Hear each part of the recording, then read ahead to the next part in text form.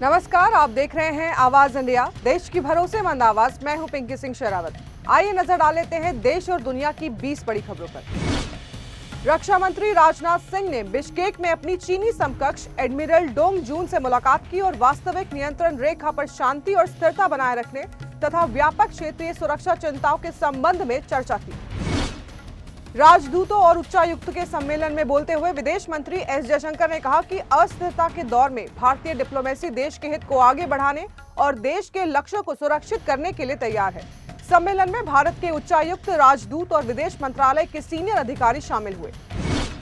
पश्चिम बंगाल में बुधवार को दूसरे चरण का मतदान शांतिपूर्ण तरीके से संपन्न हो गया। पार्टी कार्यकर्ताओं के बीच मारपीट की छिटपुट घटनाओं को छोड़कर अशांति की कोई बड़ी घटना सामने नहीं आई। शांतिपूर्ण चुनाव कराने के लिए 5 केंद्रीय बलों के डीजी 2,40,000 जवानों को लेकर बंगाल की सड़कों पर उतरे। श्री राम मंदिर परिसर में धार्मिक उल्लास के बीच शिव मंदिर के शिखर पर ध्वजारोहण किया गया।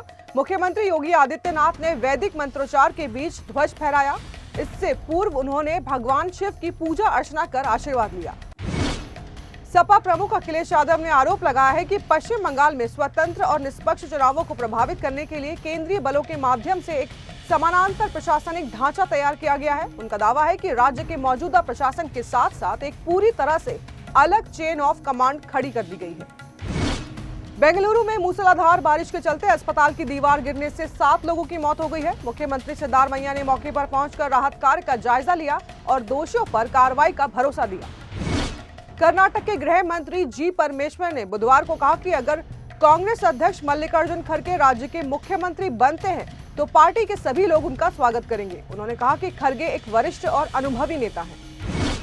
पंजाब के सीएम भगवंत मान ने बुधवार को कहा कि आम आदमी पार्टी के 7 राज्यसभा सदस्यों के भाजपा में शामिल होने के मुद्दे पर वो 5 मई को राष्ट्रपति द्रौपदी मुर्मू से मुलाकात करेंगे। मान ने इससे पहले बीजेपी में शामिल हुए सदस्य को वापस बुलाने की मांग को लेकर पार्टी विधायकों के साथ राष्ट्रपति से मुलाकात का समय देने का अनुरोध किया था।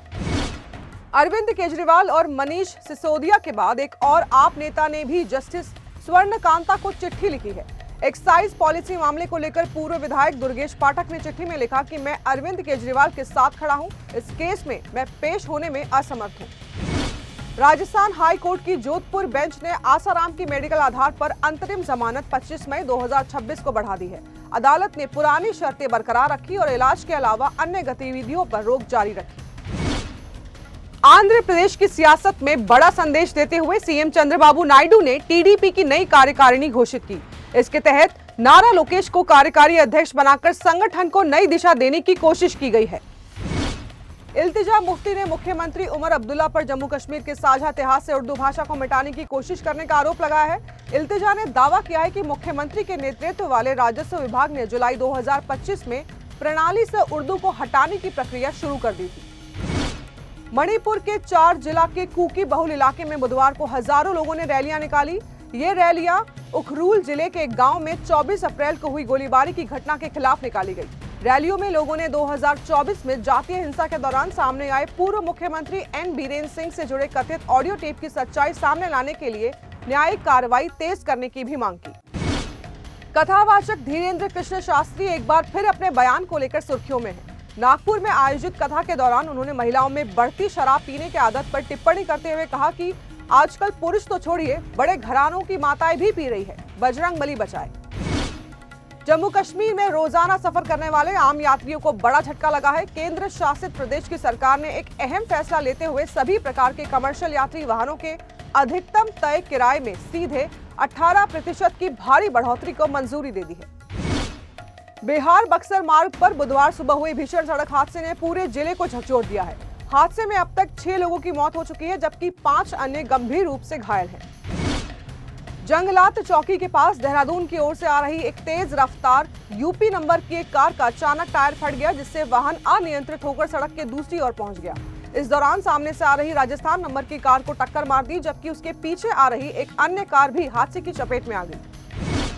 उत्तर प्रदेश के फर्रुखाबाद में सनसनीखेज मामला सामने आया है, जिसमें एक पुलिस कांस्टेबल को मामूली कहासुनी पर बेल्ट और थप्पड़ों से पीटा गया। घटना फतेहगढ़ कोतवाली क्षेत्र में छोटी जेल चौराहे के पास की बताई जा रही है, जहां शराब के ठेके के पास युवकों और सिपाही में विवाद हुआ था।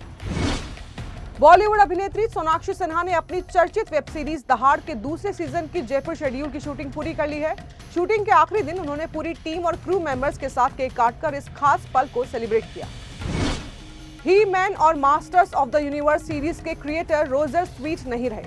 91 वर्ष की आयु में उनका निधन हो गया है। वे लंबे वक्त से मनोभ्रंश यानी कि डिमेंशिया बीमारी से जूझ रहे थे।